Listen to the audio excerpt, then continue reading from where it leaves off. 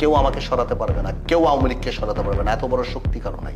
রাগ, ক্ষোভ, জিদ, এই জিনিসই ধ্বংস করে। আমি যেখানে ছিলাম ওই রুমে 19 জন মানুষ ছিল। খুব খারাপভাবে ফিজিক্যাল টর্চার করা হয়েছে। ধরতে হবে, মারতে হবে, পেটাতে হবে, আয়না ঘরে নিতে হবে, এখানে নিতে হবে। একটা অত্যাচারের মনে একটা মেলা বয়ে গেল। নির্মম ভাবে পুলিশ কিভাবে গুলি করছিল। আরাফাত বলছে 5 বছর গুলি করলেও গুলি শেষ হবে না।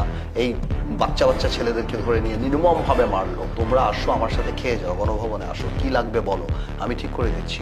অর্ধেক কাজই শেষ হয়ে যেত। তবে একটি বিষয়ে একটু জানতে চাই যে জুলাইতে যখন এই ছাত্র আন্দোলন শুরু হলো, এটি কিন্তু ছিল কোটা সংস্কার আন্দোলন। তারপরে সেটা এক দফায় সরকার পতন আন্দোলন শুরু হলো। তো এখানে আপনার দৃষ্টিতে শেখ হাসিনা বা আওয়ামী লীগের কোনো ভুল সিদ্ধান্ত আছে কিনা? অনেক ভুল সিদ্ধান্ত। রাগ, ক্ষোভ, ওই যে একটা নাকে খত দেওয়ার একটা প্রবণতা, সবাইকে সাবমিট করাতে হবে সবাইকে। এটা তো আমি অনেক আগেই টেলিভিশনে বলেছিলাম যে সাবেক প্রধানমন্ত্রী যদি শুধুমাত্র দাঁড়িয়ে বলতো যে তোমরা আসো আমার সাথে খেয়ে যাও, গণভবনে আসো, কি লাগবে বলো, আমি ঠিক করে দিচ্ছি, অর্ধেক কাজই শেষ হয়ে যেত। না, কিন্তু এদেরকে ধরতে হবে, মারতে হবে, পেটাতে হবে, আয়না ঘরে নিতে হবে, এখানে নিতে হবে, যেটা করে 15 বছর পার পেয়ে গিয়েছে। ছাত্রলীগকে নামিয়ে দেওয়া হলো। ওবায়দুল কাদের কথা বলছে, আরাফাত বলছে 5 বছর গুলি করলেও গুলি শেষ হবে না। এই বাচ্চা বাচ্চা ছেলেদেরকে ধরে নিয়ে নির্মম ভাবে মারলো, মেরে আবার ওই যে ডিবি হারুনের কাছে দিয়ে দেওয়া, আমাদের সবাইকে ঘর থেকে তুলে অ্যারেস্ট করে নিয়ে যাওয়া, সবাই একটা অত্যাচারের মনে একটা মেলা বয়ে গেল সেই সময়। একটা অত্যাচার অত্যাচার আর শুধু অত্যাচার, খুন গুম গুলি, নির্মম ভাবে পুলিশ কিভাবে গুলি করছিল।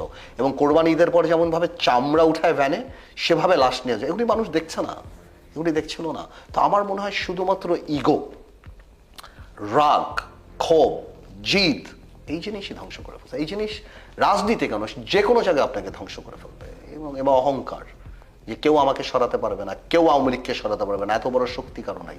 এই অহংকারই আওয়ামী লীগকে সরিয়ে দিয়েছে, এমন সরান সরিয়েছে যে এখন আর স্বপ্ন দেখাও কঠিন। এই ফ্যাসিস্ট সরকারের জেলেও আপনি গিয়েছিলেন এবং রিমান্ডে নেওয়া হয়েছিল আপনাকে। সেখানে আপনার সাথে কি হয়েছিল যদি একটু জানতে চাই। না, আমার সাথে আমি আরো অনেকে সিনিয়র আছে, আমাদের সাথে কোনো কিছু করা হয়নি। তবে আমরা যেখানে ছিলাম ওই রুমে 19 জন মানুষ ছিল। আমার দেখা প্রায় 14 জনকে মানে খুব খারাপভাবে ফিজিক্যাল টর্চার করা হয়েছে। বাট আমরা সবসময় ওই অপমানের ভয় থাকতাম।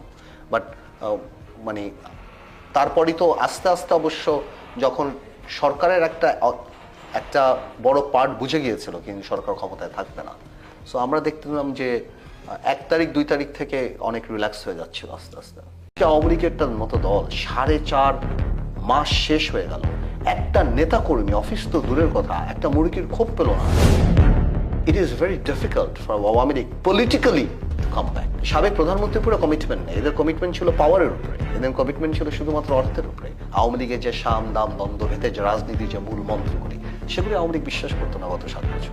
সলিমুল্লাহ স্যার যেভাবে বলেছেন যে আওয়ামী লীগ কোনোদিন ফিরে আসলে ওনার লেখাপড়াই বৃথা, নানক সাহেব, রহমান সাহেব, দীপুমণি বা যারা আছেন, তাদের কারোই আর ওই গ্রহণযোগ্যতা জনগণের কাছে নাই।